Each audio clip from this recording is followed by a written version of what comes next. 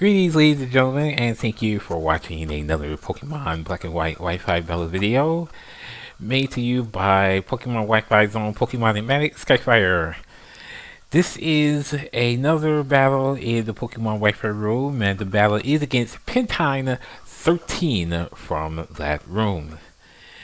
I see most of his team mostly have a lot of guys from the high tier, mainly the Tyranitar, the Salamence, and the Dragonite, which are mainly with the high base, and even the Hydreigon is with it. But I just noticed there's 3 dragons in this team, which pretty much gets me in a good position to bring out a certain Pokemon if it was useful. It was, in a sense. But I decided to start off with something different. Of course, it's not really different because everybody's seen this. This is my story of mine. I'm a Sableye. It brings in the Hydreigon. I go for Thunder Wave. It goes for Surf. I decided to go for Nightshade through the rest of the time because there's really much else could be done. I go for a Nightshade, or I go for the Dragon Pulse. And I decided to go for another Nightshade. Hopefully get it down to at least 50% or less. And the Sableye, that was all that was needed. However, I feel like with 28 HP, that might be a catalyst because what happens is the Hydreigon gets paralyzed, and that Nightshade actually KO the Hydreigon, and again, Sableye gets a Pokemon fainted, and that's making me happy because that really happens for Sableye. For Sableye to defeat a Pokemon with the moves that it has is pretty good. I'm happy at that. So even though I do a Thunder Wave, it was just what I needed. The Flash Cannon is going to hit, it's going to KO the Sableye, but Sableye did what it does really, and that's to take down a Pokemon, especially the Hydreigon. Another new Pokemon is going to come into the set. That is Manectric. That's my Manchester. It is going to go for the Flamethrower because I don't want to be obvious. But some people who know the metagame probably already know that Manchester is going to go for the Flamethrower.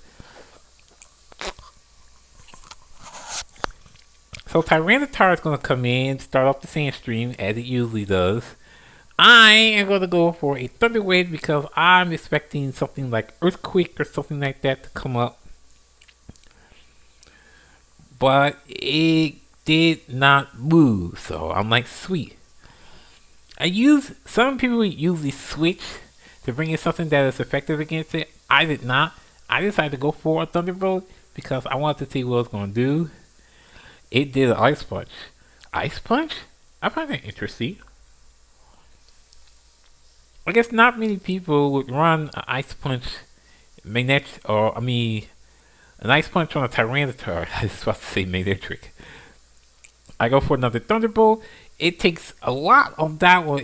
I get a crit and Parahax on the same turn. Very interesting, Manchester.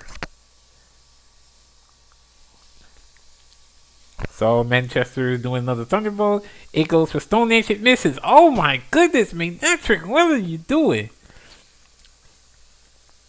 You're stalling out this door, Tyranitar. You're supposed to be gone a long time ago. Ugh. So close, Manectric. Just so close. I go for Thunderbolt. It comes that close, and unfortunately, the Stone Edge actually hits. So I go for the Scrappy to come in, and I go for a Dragon Dance because I already knew that Tyranitar wouldn't have much. Well, it goes for another Ice Punch. I find that very interesting. So only taking little damage, I decided to go for the Ice Punch back on you, Tyranitar. Ice Punch. Very funny. Anyway, Tyranitar is gone. I get Moxie, and this puts up +2 now for the I said Tyranitar. Oh man, I meant for Scrappy. So here comes Dragon Knight. I am again gonna go for the Ice Punch. I wasn't really sure if it was gonna be a multi-scale Dragon Knight, which it was. So here comes the Dragon Claw, and I'm like, please stay alive.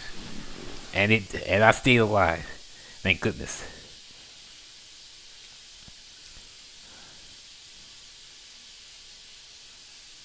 I was gonna go for a crunch to be on the safe play because I really did not want to use another Ice Punch. I was gonna save that just in case I needed that. So I'm down to about 10 HP left. So here comes a Pentine, I think the name is, which is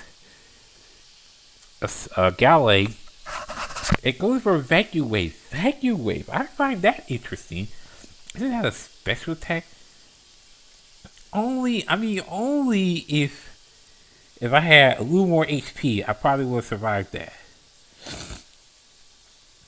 So I bring in Moross. That is my good old Swoobat. This is also another new one into the battle. His name is Swoobat, and it goes for Drain Punch. Drain Punch on wait. Drain Punch on a Swoobat. How interesting is that? I find that very, very interesting to use a Drain Punch against a Swoobat. So I go for the Air Slash, and that pretty much is going to put Gallade all the way down. Ooh, it was a critical. Wow. A Swoobat with a critical. Oh man, you rock already, Moross. You rock already. So here comes Salamence. You know, I needed Salamence for a little earlier because I noticed the Moxie one, it goes for Toxic. Like, that was interesting. So now I got Toxic and poison damage coming. I forget, I keep bringing in the wrong Pokemon for this one. So I go for the Air Slash, it misses. I said, no way. The one thing I didn't want to happen was for a miss.